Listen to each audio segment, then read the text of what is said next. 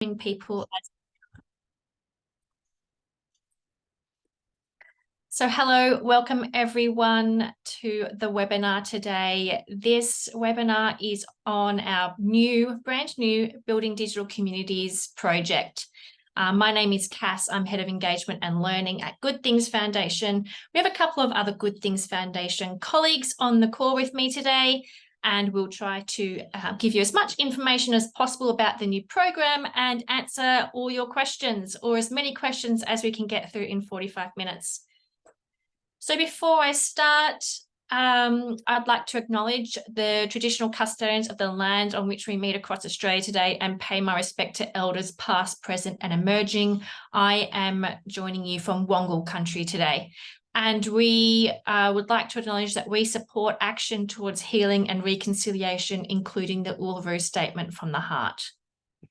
So if you're just joining the chat and haven't had a chance to introduce yourself, please go ahead and do so. I'll be using the chat panel only for questions today. So if you have any questions at any point, you don't have to hold them or wait to the end, just pop them in the chat panel.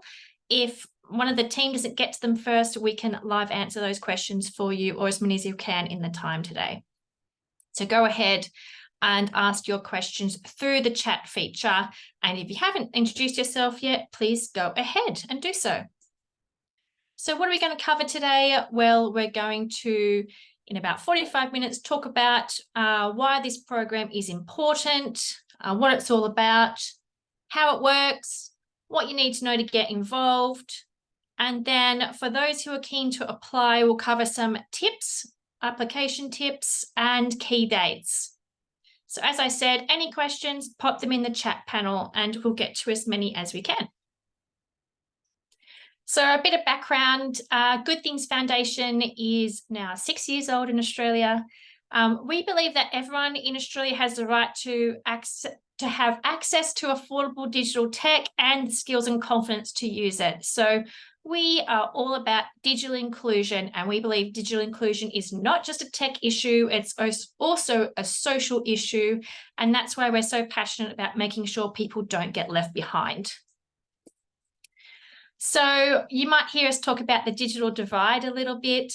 That is the divide between people who have all the essential skills and affordable access to devices and data they need to get online safely and confidently, and those who do not. So there's three main factors. There's access, there's affordability, and ability. We mostly focus on ability at Good Things Foundation and our programs, and this program is very much focused on digital skills and confidence. But of course, we do a little bit of work on access and affordability as well. And so our shocking stat is, of course, that 1 in 4 Australians are currently digitally excluded. It is improving slightly, but it is still 1 in 4 people. And of course, as you may know, even if someone is connected and has the devices and data, it doesn't mean that they feel safe or confident getting online. And some recent research we did actually revealed that 1 in 5 of us feel overwhelmed about keeping up with tech changes. And less than 40% of people feel confident. So actually, this is the space that this program and that Good Things Foundation really works around. It's around confidence to keep up to date and safety using tech. So if you're interested in some of those stats, we can share the research report with you and you can go ahead and read it and admire the pictures in it.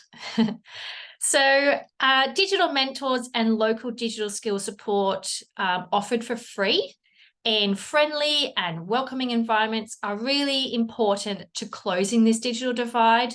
So digital mentors, they're the people working in community spaces, helping others to feel safe and confident online. So you might call them a tutor or an educator or a support worker. It's the person helping someone else get online. And we know digital mentors are super important to closing this digital divide, as is having a local trusted place that someone can go to access support.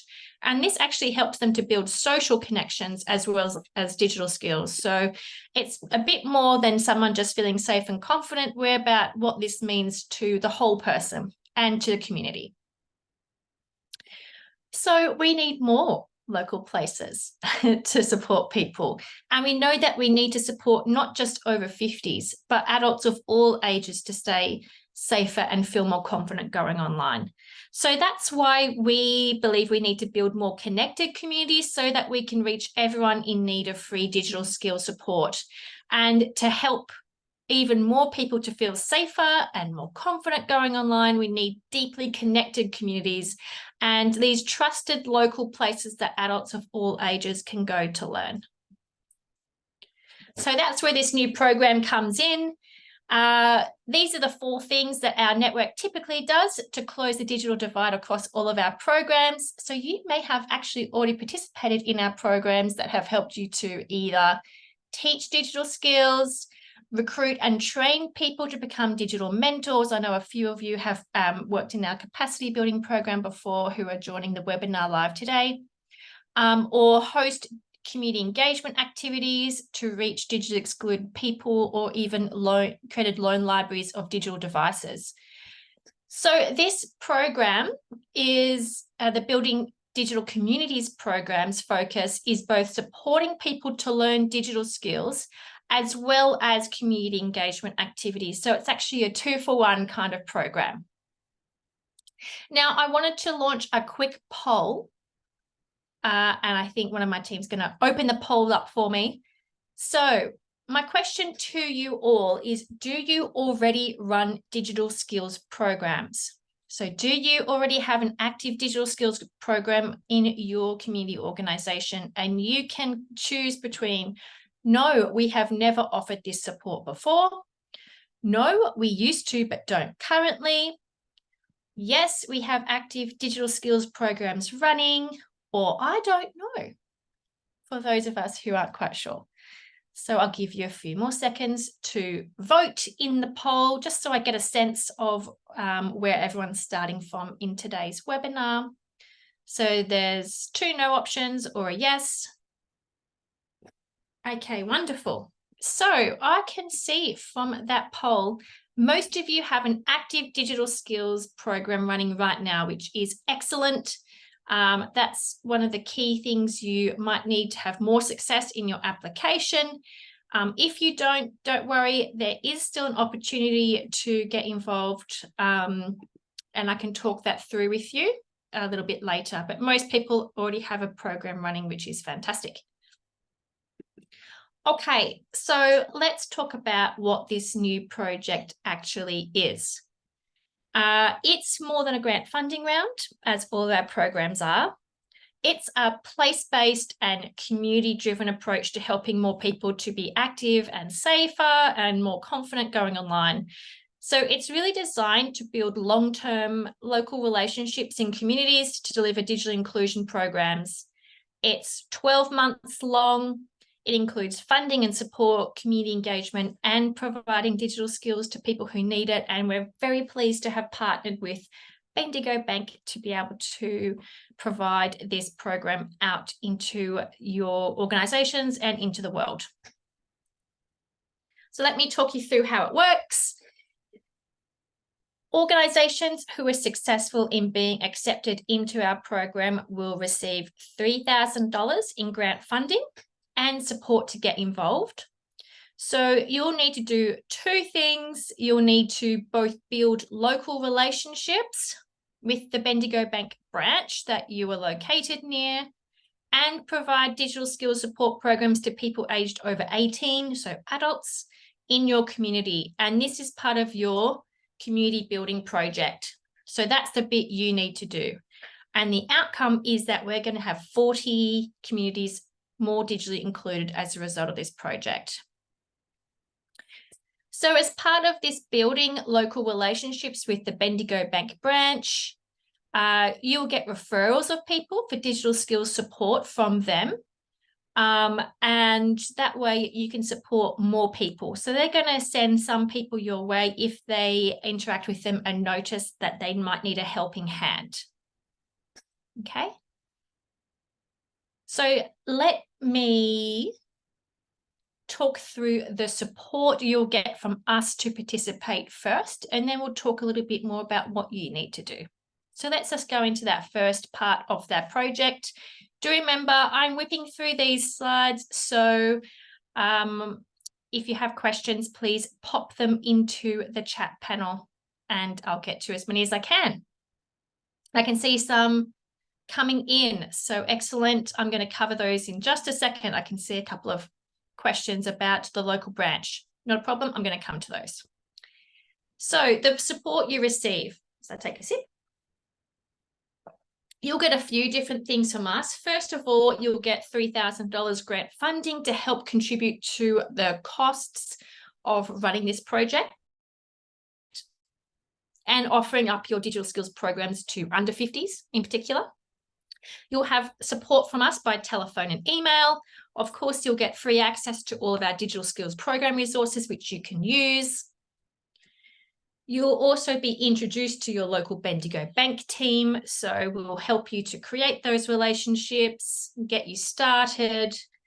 And there's also going to be what we like to call reflective practice and info sessions. So there'll be 4 times during this 12 months where you'll come in come online with us and talk to all the people who are doing the same project as you. It's a bit of a sharing of information and learning opportunity, so we can collaborate together on making this program really work. So that's a really great opportunity for your organisation and your digital mentors who are running your program. So that's a summary of what you get from us. The project you deliver. So this is the bit you need to go and do for the 12 months that this program is active.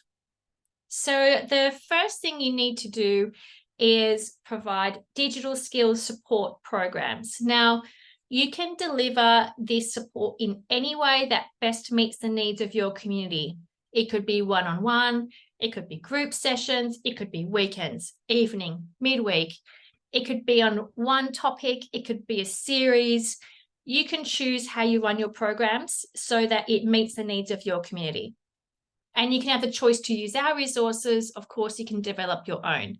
So the big tip here is to think about the needs of the people you are training when designing your project plan and any programs for digital skills support.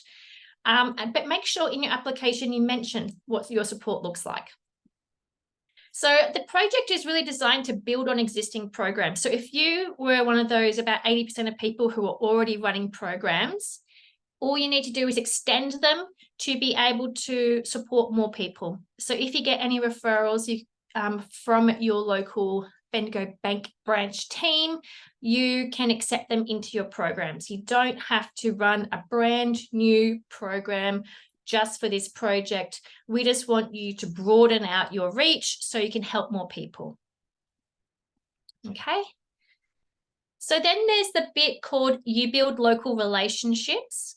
So this will include letting your local Bendigo Bank branch team know about the services you offer. So you could even let them know about the services you offer beyond your digital skills program. So if you're part of a community centre and you do lots of different things, you could even let them know about all the different types of supports available. But you must let them know about the digital skills support programs that you offer. And you might want to share things with them about why you offer them in a certain way and a bit of background as well. We also ask that you keep them up to date with when you're running programs. So if you run one every Thursday and then you change to a Wednesday, you need to keep them up to date so they know when and where to refer people to. And you might even set up things like introductions and meetings to get to know each other. So you have 12 months starting in December to run this project. And now I've just on screen, I hope, have put some little arrows in. So that's how the outcomes for this project kind of fit together. The idea is that you are already running awesome programs to help people with digital skills. And then you go and build some connections with your local Bendigo Bank branch team. And because they know you and they know when you're running sessions, they feel really confident sending more people your way, and then they can go and join your digital skills sessions as well. Okay, so hopefully that makes sense. All right. And then the third part of it is recording learnings and impact, and that's really important as well. So this is how we know that the project actually works and that we have collectively actually supported 40 communities to be more digitally included and resilient. So there's 4 things you need to do to record learnings and impact as part of this program. And your work doing this can be covered by the grant funding. So there's a survey. So the people who get referred to you, it's about 4 questions, very simple, just so they can record and let us know what they thought of the digital skills support they received. Of course, there'll be those 4 sessions I mentioned already, the 3 of them being reflective practice sessions where you can share learnings with other people doing exactly the same work as you and with us, so we can think about how we can support you. At the end of your grant, you need to report on and acquit your project. And you'll also be asked to count how many people are sent your way from Bendigo Bank. Okay, so that's the 4 things. It's pretty straightforward 4 things, but it is important that you know them. So who can be involved? Now, this is going to answer quite a few questions I can see in the chat. So who can be involved? Your organisation needs to be registered as part of our network. And I think most of the people on the webinar today aren't. If your organisation is not yet registered or you don't know if you are, you can contact our support team and their details will be on screen later, but we might share them in the chat as well so you can check if you like. Similarly, you need to have acquitted any previous grants with us. So if the grant end date has passed on previous programs you worked on with us, you need to have fully acquitted those grants with us. Again, if you're not sure, contact our support team and they'll be very happy to help you out to understand. And then there's a couple of things that are specific to this project. You need to have existing digital skills programs running. If you don't, but you have before and you think you'll run them anyway, still worth an application. You'll just need to focus much more on showing evidence that you have capacity to deliver and you know what you're doing, and be confident that you can fund this whole project. For example, those who are running an existing digital skills program with a Be Connected grant, this is more of a top up to help you expand your reach. So if you just have this, but have funding from other places and you can support your participation, then still please go ahead and apply. It'll just be preference given to those who can show capacity to deliver all the requirements of this project. And then the last one, located near a Bendigo Bank branch. So this is the question that's been coming up in the chat. You do need to be located close to a Bendigo Bank branch, because a key part of this is that relationship building with the branch and then being able to have a place to send people they know need an extra helping hand to get online. So the question came through earlier, what if there is no Bendigo Bank branch in your local area? Unfortunately, you're not eligible to participate in this particular program at this time, but do keep an eye out on other programs we have. You're very welcome to have a go at participating in those. It's just that this particular one requires you to be located near a Bendigo Bank branch due to this particular partnership that we have at the moment. Okay, I'm just going to answer another question. Yep, a location question. Fantastic. Let me jump to the locations. So what do we mean by close to a Bendigo Bank branch? Well, we have 40 identified branches. Now, they're all guaranteed to be in this program as long as there is one of our network partners near them who wants to be involved and applies and meets our criteria. So there's 40 selected locations. There's locations in every state and territory, which is awesome. We have all of those 40 places listed on our website and also in our grant guidelines. So there's some in the ACT, in regional New South Wales, as well as Sydney, up in Northern Territory, up around Darwin. There's a few different locations in Queensland, just the one in Adelaide in South Australia and the one in Hobart in Tasmania. There's lots and lots of places in Victoria and a few in WA as well. So if you're one of those, if your organisation is located pretty close to one of those 40 locations, then you can go ahead and apply to get involved in this project. The other option we have is something we're calling the National Wildcard. So that's if you are located near a local Bendigo Bank branch, but they haven't happened to be listed in those 40. There are many more than those 40 around the country. So what you can do if you are close to a Bendigo Bank branch that isn't in one of those 40 locations, you can apply to be part of this wildcard element. We'll assess your application and potential for that branch to be involved. We'll work with the Bendigo Bank team. And if it all is going well, we could accept you into the program. Okay, so there's a little bit of extra legwork for us and for you guys if your branch isn't listed. But if you are close to one, and I know lots of you may be close to one that's not in those 40, you can still apply, which is really great. All you need to do is state in your application if you're one of the, if you're in one of the 40 locations selected from the list, or if you're applying for a wildcard. And if you're applying for the wildcard, tell us where your local Bendigo Bank branch is. Okay, so hopefully that's pretty straightforward. Okay. So I can see some questions coming through on what is defined as close and things like that. So what we might do is I've got a poll. So I'm interested in, that's all my information about the project. So if you have more questions, please go ahead and ask them in the chat. While I have a look at the chat panel questions, if you can go ahead and answer our poll. The poll is, are you keen to apply? Do you want to apply for this program? And your 3 options are, yes, it sounds great.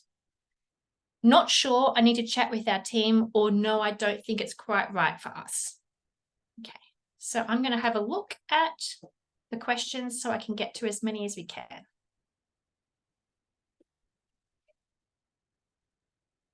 Okay, a couple more seconds to vote.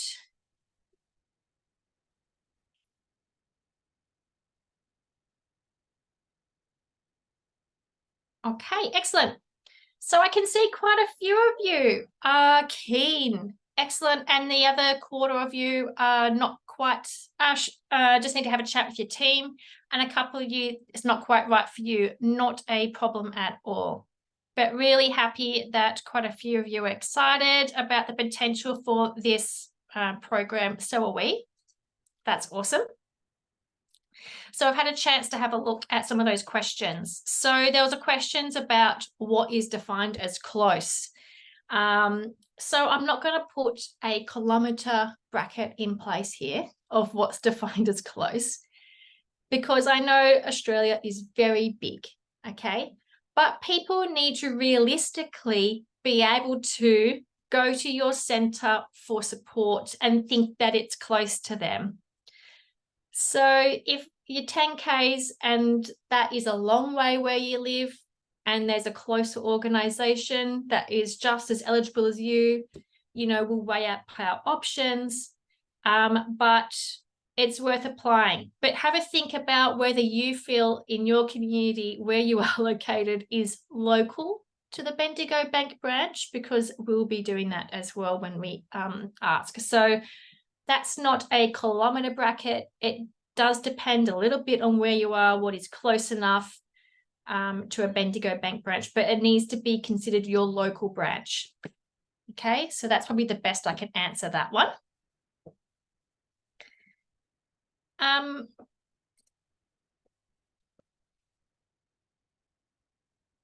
Okay, so I saw someone has a Bendigo Bank branch not on the list that I've already got a relationship with, and they have one that's on the list as well. Well, lucky ducks you guys are.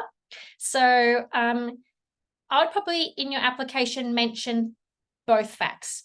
Okay, so I'd say I am closest to this stated location. I also have an established relationship with this one that's not on the list. So I think that would be, if I was you, I'd put that down as part of my evidence of capacity to deliver. So that's my hot tip to you. Okay, make sure you include it in your application. All right, and then we've got one, can we apply for more than one grant? Because we have people in more than one location. I believe the eligibility is one grant per registered network partner. But what you might need to do is have a chat with our grants team. They just weren't able to join us today, and they can talk through your specific circumstances, and we can work out what might be the best fit for you. So get in touch with us on that one, and we can have a bit more of a chat with you about your specific circumstances. We might just share in the chat panel the link to the grant guidelines. Oh, we've already had on the page. Yep, so if you just go to the general grants page, you can see all the information about locations. Okay, lovely. I've had some questions about, do you have a number of people you need to support? No. Good news. You do not have a specific number of people to support under this grant, which makes it a bit different from things like our Be Connected program, Building Digital Skills grant, which does have a specific number of people you need to support. This one doesn't. We need you to support the people that get sent your way. We're not expecting it to be an overwhelming number of people based on the pilot we ran, but it will be some people. And we also expect you to maintain those really good and relationships with your local bank branch throughout the life of this project. And we know both of those things can take time, which is why we are very pleased to offer some grant funding to help you cover the costs. Okay, right. Timelines. You don't have long to get your application in. It's a very straightforward application, but it does shut on Friday, the 17th of November. And the reason it shuts on Friday, 17th of November, is because this program is starting on the 1st of December, which is very soon. And how is it November already? Let's just move on and acknowledge that that has happened. So yeah, it's starting really soon. So that's why it's got a nice short application period. We're keen to get everyone started and up and running. So you do have to get your applications in by Friday, and then we'll let you know the week following that if you've been successful. So we'll also turn around review of applications very, very quickly for this program. So you'll need to get your applications in quickly, and we'll repay that by getting the outcomes to you as quickly as we can as well. The program then runs from the 1st of December through to the end of November 2024. And then you've got a couple of weeks in December 2024 to get your final reports in. So that's the timeline. I know it's tight. The online application is pretty straightforward, especially if you applied for a grant with us before. It should be extremely familiar to you. Okay, so there we are. So we've got some, and just to be clear, we've got a question. The $3,000 is on top of current grants or in addition to any grants you currently have with us. Yes, you can have another grant with us and have this one as well. And that is perfectly okay. Okay. Great. So application tips. You can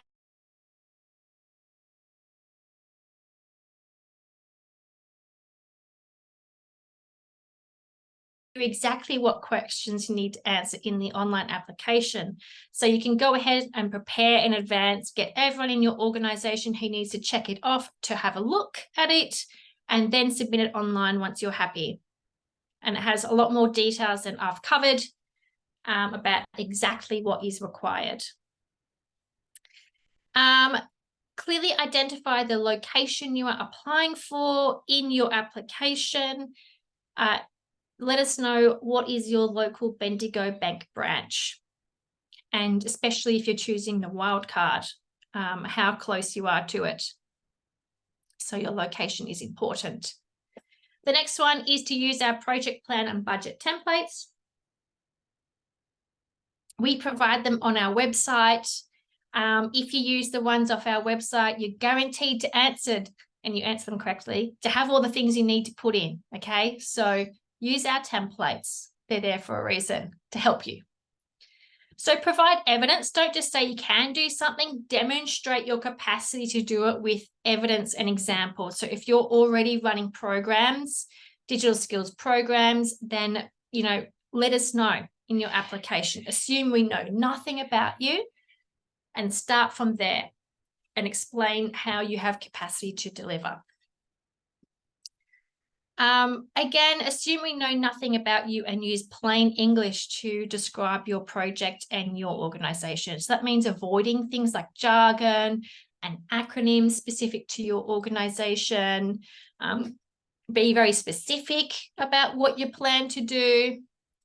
So pretend we know nothing about you and then write your application like that. In the application form and the grant guidelines, you'll see a word count. So it might be 100 words. Try to use all 100 words. If it's 100 word count and you've only provided 20, it's a really good sign that you haven't given us enough information. Okay, so max out your word counts that we've got, and max out the full $3,000. We can't award other amounts, so we need you to spend all $3,000 in your budget, and use our template when you do. A big one, you might have seen us talk about this recently, don't wait to the last minute to apply. Our support for phone line and email line finishes at 5 p.m. Sydney time on Friday, and we very frequently get questions and emails at 4:45 on the Friday. Don't be that person. Ask your questions in advance. Of course, we're there to help you if you need tech support, but the earlier you get it in, the more help we can offer you if there's a problem or you have a question. So make yours less stressful and our lives easier by getting it in early and asking your questions early, which of course we really encourage you to do. And it is a competitive grant round, so one partner per eligible location, so put your best foot forward. And then we had a question in the chat, what can you spend money on? What can you spend the money on? Can I spend it on wages? Yes, you definitely can. You can cover staff costs, wages, time using the grant funding. And that's a really good way of spending your grant funding as well. If you have volunteer expenses, that's another one you can spend it on. If there might be travel or venue hire, catering, advertising, promotion, printing, technology and internet, things like that. Anything that will help you to deliver the project that is not capital work. So you can't put the funding towards fixing your roof, okay? No building costs. And it needs to legitimately be used to deliver this project. So any non-project related costs are out. But we're pretty flexible. So if you can put it in your budget and explain why it's important to help you deliver this specific project, then you can go ahead and put it in your budget. Do consider value for money. As I said, it's competitive, so we'll be thinking about value for money when assessing your grant application, and use the template. It's funny how many times I can say use the template in one webinar, but here we are. So where do you apply? You can check out our website. I believe Flo's already posted the link, but we can do that again. And you'll see on your screen the big red circle around the button that says grant guidelines. It's really important that you read the grant guidelines and make sure this is right for you. We hope that you love the program as much as us, but one of the biggest common mistakes are people not reading this document or the terms and conditions. So do your due diligence, It's there to help you to apply. So please go ahead and check out the grant guidelines. All right, so in summary, this is a great program. We're really hoping that you want to get involved in it. It'll help you to do good things in your community as well. So it'll include $3,000 in funding, support and resources, referrals of more people who need your help that you can include in your existing digital skills programs, introductions to other people doing the same work as you and learning from each other. You'll get those deeper connections in your local community and build those community engagement skills by building that relationship with Bendigo Bank team, your local branch. And you'll get to have an incredible impact to closing the digital divide in your community, but also across the nation by being part of this program with other organisations. Okay, so I can see that there's more questions coming through. So let me see if I can answer as many as I can in the minutes we have left. So if you've got a question that no one else has asked yet, or you're not sure about anything, pop it into the chat panel now, and I'll answer as many questions as we can. Okay. So let me have a look. What type of training can be delivered? Does it have to be one-on-one or group? You can choose what type of digital skills support training you offer through this program. Whatever works best for your community, we don't mind. So it could be one-on-one, it could be small groups, you could do slightly larger groups with several digital mentors. Ideally, it would be something you're already running that you can just add a few extras into. But we're not prescriptive on how you deliver that digital skills support. In person is easier though, for lots of different reasons, which I'm sure all of you understand, those who do digital skills programs, okay? A question about the value amount. Is it $3,000 plus GST? Yes, if your organisation is GST registered. Okay. So there you go. If you are applying to be a wildcard, do you need to contact the local Bendigo Bank branch in advance? Nope. Just put your application in and let us know what is your local Bendigo Bank branch, and we'll take it from there in part of our application assessment period. You just need to tell us which one it is. If you already have a good relationship with them, put that in as part of your capacity to deliver or evidence. Describe to us, tell us. We don't know unless you tell us in your application. So do put that in, okay? If question, what if there's two organisations in the one area applying to work with the same branch? I believe we have one grant, one place per branch at the moment. So we'll choose competitive grant round, competitive program, we'll choose the best fit for that branch when we're assessing applications. So each branch gets one local partner. Our question, how can I fill in an application? We've shared the link online to our website on the information. Click the button that says apply now on that web page. You'll need to log in using your Be Connected Network Partner login details to apply. So do take a look at that today. If you've got any struggles logging in, that's when you'd contact our support team and they can help you to know how to apply for our program. Okay. Got a more complex question here. How quickly do you need to provide support after someone is referred? I don't have a specific number of days in mind. That hasn't really been listed as a requirement, but I would expect it to be done in a timely manner. So we want it to be a good experience for people, and people will be asked if it's been a good experience for them.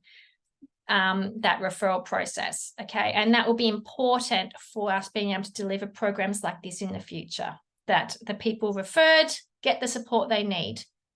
So I would encourage you to get in touch with those referred as soon as possible and book them in as soon as possible into support your running. Of course, if you're shut over Christmas, I understand, okay?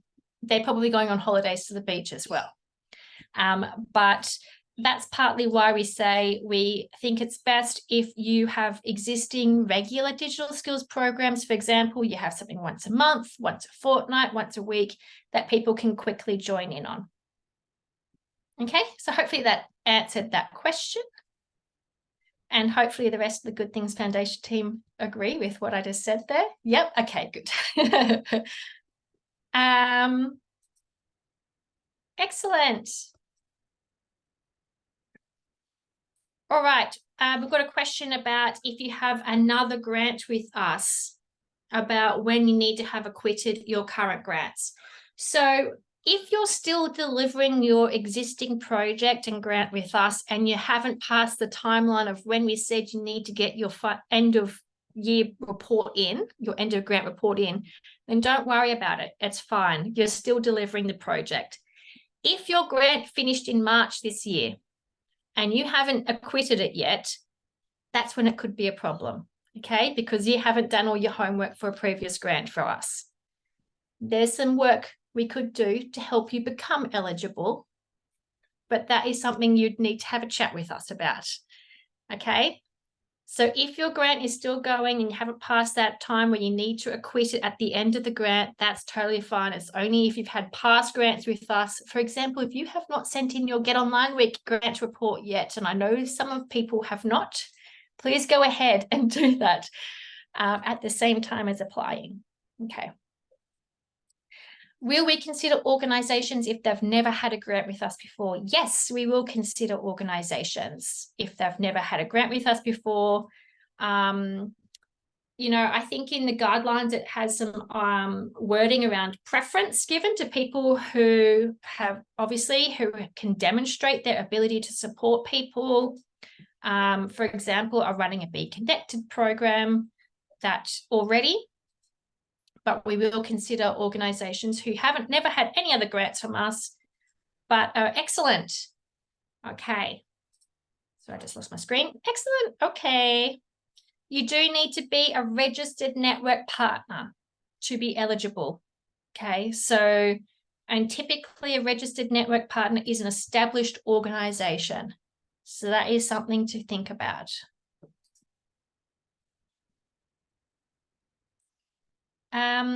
Here's a good question. Will it just be supporting people how to do their banking online? No, in fact, you may not have to help anyone learn how to bank online. It's not just an online banking program. It's an essential digital skills program. Okay, so you don't necessarily have to teach people to use the Bendigo Bank app, but unless someone really asks for it, I guess, but you are expected to support people to learn essential digital skills that let them do whatever they want to do online. So it's not necessarily a online banking course you need to run, but it might be useful for your community to do that.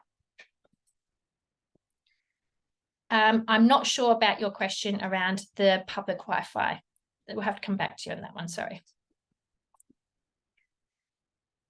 Okay, we had a couple of questions on that, so I'm glad I answered that one. Final questions. I'm going to wrap up in a minute or two. Okay, one more minute. Ask your questions now.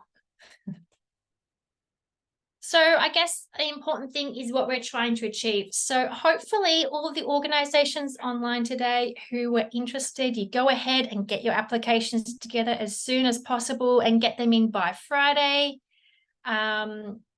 Remember, our support line closes at 5 p.m. daylight savings time in Sydney. So do ask us any questions ahead of that if you can. And really, we hope you consider taking part in this program because together we really do believe that we can close the digital divide for everyone. Okay. Now, if you want to hear about more good things like this, I've popped up on screen some QR codes so you can subscribe to our network newsletter, which is always Really great way of hearing the latest, greatest things that are happening, including new programs like this one. So we announce it there first, as well as in our Facebook group for digital mentors. So if you're on both of those things, you'll hear the latest news from us as soon as we have it. On screen now is also our contact details. So if you need to chat with our support team, you can call us on 02 9051 9292 or email us at connect@goodthingsfoundation.org. All right, wonderful. So I'll do final questions. Thank you, everyone who has come along to the session today. I'll stay on the line a couple of minutes longer and answer some questions for those who still have them, but we hope to see your applications in again soon. Okay, thanks everyone. Right, I'm going to keep going with the questions for those who have got more questions. We've had someone say that they can't apply with a wild card, but I think I have seen others apply. So maybe if you're concerned about your ability to apply for that wild card location, give us a call. It should be working. I believe it's working for other people. But so if it's not working, do send us an email or give us a call and we'll figure that out for you as soon as we can. Oh, I can see someone who hasn't done their Get Online Week paperwork. Yes, get it in this week before you apply. That's fine. Better that you get it in. And suddenly you'll have ticked that box of eligibility, okay? So do go ahead and put in your acquittal for your Get Online Week grant. And also apply for this one. Okay. Excellent. Thanks, everyone. All right, any last questions you have? If you've still got questions I haven't answered, pop them in the chat panel now. I think I've gotten to all of them. So do you have any other questions? I managed to answer all of them without my team members' help. Okay, they helped in the chat. Fair enough. But if you have any others, pop them in now. Okay. Excellent. Thanks, everyone. I hope you found the webinar really helpful and we look forward to hearing from you and seeing your application soon. Thanks, everyone.